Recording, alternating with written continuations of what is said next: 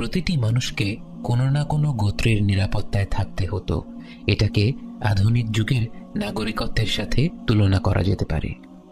নবীজি সাল্লাল্লাহু আলাইহি ওয়াসাল্লাম বানু হাশিম গোত্রের সদস্য হওয়ায় তিনি ছিলেন আবু তলেবের নিরাপত্তায়। নবুয়তের 10ম বছরে আবু তলেবের ইন্তেকালের পর তার ভাই আবু লাহাব বানু হাশিম গোত্রের নেতা হয়ে যায় এবং সে নবীজি সাল্লাল্লাহু আলাইহি ওয়াসাল্লামের ওপর থেকে নিরাপত্তা সরিয়ে নেয়ার ঘোষণা দেয়। নবীজি সাল্লাল্লাহু আলাইহি ওয়াসাল্লাম ইসলামের শেকড়কে আরও পরিপোক্ত করার আশায় তায়েফ শহরে যান ইসলামের দাওয়াত দেওয়ার জন্যে। তায়েফের লোকেরা তার আহ্বান প্রত্যাখ্যান করলে তিনি মক্কায় ফিরে আসেন এবং মুতাইম ইবনে আদির নিরাপত্তায় মক্কায় বসবাস করতে থাকেন। এরই পরবর্তী সময়ে নবীজি সাল্লাল্লাহু আলাইহি ওয়াসাল্লাম বিস্ময়কর ইসরা ও মেরাজ সম্পন্ন করেছিলেন। শোকের বছর অর্থাৎ